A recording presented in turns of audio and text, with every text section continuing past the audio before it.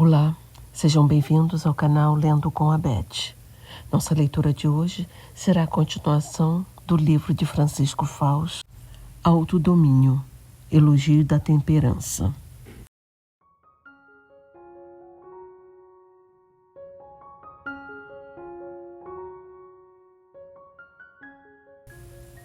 Quinta mesa. E assim, o mais rápido possível, chegamos à quinta e última mesa. Que alívio, meu Deus! Nela está uma família numerosa e alegre, festejando a entrada do segundo filho na Faculdade Federal de Medicina. Boa faculdade, de grande categoria e gratuita. Que estão comendo? Na realidade, mais estão falando, rindo felizes e olhando-se do que comendo. Mas não falta a salada com maionese, a picanha com fritas e o espetinho à escolha, uma boa torta de limão para terminar. E, naturalmente, o tempo todo, cerveja e refrigerantes. Comem todos, mas cada bocado é como uma ação de graças e um sorriso. E cada prato, cada garfo, cada garfada parecem trazer escrito em letras de ouro: parabéns, futuro doutor. Num dado momento, a mãe pede a uma das filhas que coma um pouquinho mais. Não, mãe, diz ela, quero estar leve para aproveitar este fim do domingo estudando, que amanhã tenho prova. E quando o festejado agarra uma garrafa de cerveja e oferece despejá-la no copo do outro irmão, este sorri simpaticamente e diz: não, não, obrigado. Já bebi 2 copos, assim está bom. O leitor e eu nos entreolhamos e percebemos que também estamos a sorrir. Instintivamente, queríamos pegar numa garrafa de cerveja e acompanhá-los, mas o braço se agita no vazio. Tínhamos esquecido que estamos num restaurante virtual. Muito bem, acabou-se a turnê. Agora temos que meditar sobre o que vimos. Da observação, passemos à reflexão. Reflexões sobre as 5 mesas. Você, leitor, que me acompanhou na visita ao restaurante, o que observou? Parece-me óbvio que, afora os da quinta mesa, a família do estudante, todos os outros comensais, têm um comportamento absurdo, irracional.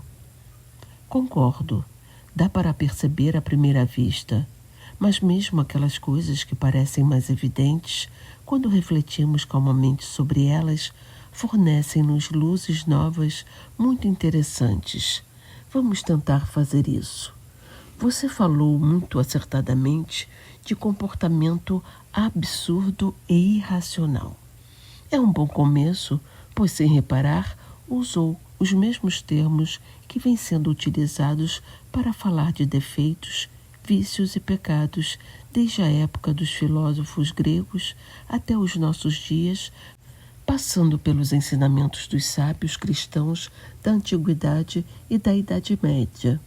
Todos os bons pensadores concordam em que aquilo que se põe à razão, que contradiz a reta razão, como costumam chamá-la, é errado e por isso prejudica o homem, levando-o por um caminho contrário à verdade e ao bem, e, em consequência, contrário à sua verdadeira felicidade. Esta ideia é um excelente ponto de partida para focalizar os erros da gula e tomá-los como base para considerações mais amplas sobre a temperança, virtude que tem como objeto próprio e principal, como ensina São Tomás de Aquino, orientar pela reta razão os prazeres sensíveis, corporais, relativos ao tato, especialmente aqueles que estão diretamente ligados à conservação do indivíduo e da espécie, ou seja, a comida e a bebida e o sexo. Se você me permite, meu caro leitor, eu gostaria de analisar as atitudes dos comensais das nossas 5 mesas, para ir entrando em cheio nessas outras reflexões. Com a sua licença, pois começarei comentando A primeira mesa. A família de superglutões. Não é preciso fundir a cabeça para entender que a atitude desses devoradores insaciáveis de massas, doces e gorduras nada tem de razoável e muito tem de irracional. Essa família imaginária merece, no mínimo, o seguinte diagnóstico moral. Primeiro, eles não comem para viver, mas vivem para comer, o que inverte a ordem natural das coisas. O alimento é um meio para o sustento, a sobrevivência e uma condição saudável de vida. Se o meio se transforma em um fim, temos uma desordem de comportamento, portanto, uma desordem moral, uma inversão de valores. A razão sadia só pode considerar essa atitude como absurda e errada. Esses glutões, em vez de usar os alimentos com prazer, mas de forma equilibrada, abusam deles, exageram, tirando do eixo algo tão natural como a alimentação e pervertendo com isso o seu sentido, ou seja, a sua verdade. Segundo, a reta razão. Evidenciada no caso pela ciência médica, afirma que esse abuso de comida e de bebida é irracional também porque faz mal à saúde. É um caminho bastante garantido para o infarto e outros problemas importantes que podem desembocar facilmente em morte ou em incapacitação prematura, derrame, etc. Ora, isso é uma grave desordem moral, e colocar o prazer de comer acima do dever de manter a saúde e de conservar a vida, dois valores infinitamente superiores ao prazer, e isso mesmo agravado pelo fato de que da nossa saúde e da nossa vida dependem a vida e o bem de outras pessoas. Terceiro, essa procura do prazer acima de tudo abre a nossa reflexão para uma perspectiva mais ampla que hoje afeta profundamente as pessoas, as famílias e a sociedade. Uma das características da deteriorização moral da nossa época é a adoção do hedonismo como critério orientador da vida.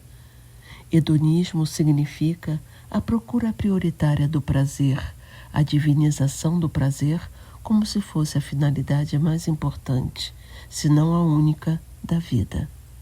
Essa mentalidade explica a invasão crescente das drogas e do álcool entre a juventude, as perigosas aventuras sexuais sem significado e com imenso risco, e, em consequência, a deteriorização do ideal do amor esponsal, alicerce da grandeza da família, que fica substituído por efêmeras aventuras egoístas, pela fumaça de namoros passageiros. Como vê, os nossos glutões deram pano para a manga. Pensar na sua atitude levou-nos longe. Vamos ver até onde nos levam as reflexões sobre a segunda mesa. O menino malcriado e o avô descontrolado. Estas duas figuras são as que encontramos na segunda mesa. Que dizer do menino e do avô? É evidente que manifestam a mesma falta de racionalidade que os superglutões. Nenhum dos dois se guia pela cabeça, nenhum dos dois vive de acordo com a luz da inteligência. Estão dominados por caprichos e hábitos antirracionais. Comecemos pelo garoto caprichoso. Fala por si, mostra desde que pomos os olhos e os ouvidos nele que está dominado por um egoísmo descomedido e insano. Só pensa no que ele quer e só quer aquilo de que gosta. Só sabe exigir o que lhe dá no gosto, faça mal ou faça bem. Traz-me à memória outro garoto de que há pouco me falavam. Os pais e avós foram tão tolerantes com os seus caprichos que agora, para a angústia da família e preocupação dos médicos, não há meios de fazê-lo comer outra coisa em todas as refeições e fora delas, senão sorvete e balas. O caso é histórico, sem exagero. É óbvio que se não se muda, vai acabar no hospital e possivelmente na cova. É triste, mas é um exemplo realista de criança mimada que, por espantosa falta de critério dos familiares e educadores, está afundada no hedonismo e pode despencar na ruína física e moral. Como contrasta com esse caso a história de um colega que também é história real, não de ficção, que me relatava o seguinte: na infância ele era meio caprichoso e cheio de dengos, igual ao garoto da segunda mesa. Não gosto, não quero, não vou comer essa porcaria. O pai tentou 100 vezes argumentar com ele para que tomasse o alimento que lhe convinha e deixasse de caprichos absurdos. Como não conseguiu nada falando, optou por um remédio mais radical. A partir de um dado momento, passaram a servir-lhe um prato normal ao almoço. Digamos arroz com feijão e bife. Não queria? Não faz mal. Retiravam um prato, guardavam-no na geladeira e não lhe davam mais nada.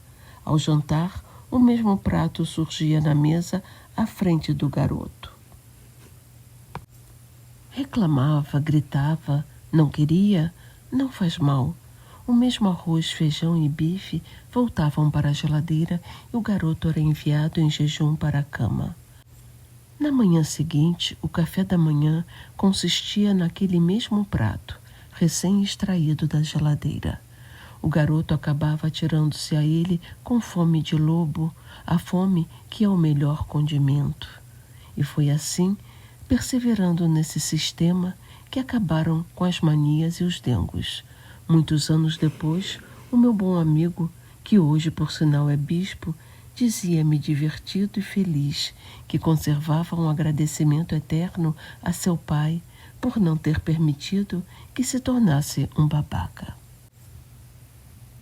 Esse pai fez muito bem em não respeitar a falsa liberdade da criança, que na realidade era uma escravidão. Como pai sensato, sabia que não há educação sem disciplina e que uma boa disciplina jamais traumatiza, se vai acompanhada pelo carinho que, no caso, não faltava. Acho interessante o que diz a este respeito o pensador francês Gustave Le Bon. As crianças mimadas, aquelas cujos movimentos espontâneos foram respeitados e afagados, são as que mais tarde se convertem por falta de consistência e de orientação interiores nas vítimas mais passivas da opinião e da moda. Na mesma medida em que lhes foram poupadas todas as restrições, sucumbem a todas as seduções. E acrescenta: outrora exigiam-lhe demais, hoje não se lhes pede o suficiente. Consideração parecida é do cardeal Ratzinger, numa entrevista de 1997. Atualmente, é frequente observar que a gente jovem cada vez se sente menos exigida. Quando não se tem a coragem de podar, só crescem folhas. É muito perigoso deixar-se dominar pela lei do gosto, como a chamava São José Maria Escrivá. Pode levar crianças e adolescentes a um futuro de consequências desastrosas. A desordem da gula pode parecer inocente e até engraçada, mas revela uma atitude que facilmente se estende a todos os setores da vida. Caprichoso na comida é quase sempre caprichoso na TV, caprichoso no horário de levantar e de dormir, no uso do computador, no estudo, no relacionamento com parentes, e será caprichoso, egoísta e superficial no amor. Como será possível que uma pessoa formada assim não aplique ao amor, algo tão extraordinariamente sério, os mesmos critérios hedonistas? Não será de estranhar que se acostume a encarar a mulher ou o homem, no caso das meninas, como um mero objeto de diversão, prazer e entretenimento, que se consome e se descarta depois de ter ficado conforme o capricho do momento. Quantos e quantas não largam a namorada, o namorado, a esposa ou o marido e tantas vezes os filhos, como se atira ao lixo a lata de cerveja vazia, o embrulho de chocolate e o copo de sorvete, porque já foram usados e agora só atrapalham. Não é assim? É sim, é um retrato da vida de muita gente. Mas escute, diz o leitor amigo, e o avô? Vai dizer alguma coisa do avô? Pouca coisa. Para falar cruamente, diria que é um falso bom porque é um fraco. A verdadeira bondade quer o bem dos outros. Quem pretende agradar e ficar bem com todos só procura a si mesmo, só quer ganhar simpatia ou evitar aborrecimentos, não sabe amar. Os avós condescendentes com os caprichos dos netos só lhes fazem mal. Este nosso avô trabalha para a ruína do neto. Talvez ceda assim precisamente porque ele próprio é fraco de caráter, como se observa pelo disparate que comete. Sabe que padece de diabetes grave e não consegue conter-se quando lhe põe na frente um bolo de chocolate que para ele é uma bomba com um estopim aceso. Onde está aí a reta razão? Bem, já refletimos um pouco. Passemos para a terceira mesa, onde empinam o nariz e a taça de champanhe os casais requintados. Até a próxima. Um abraço a todos.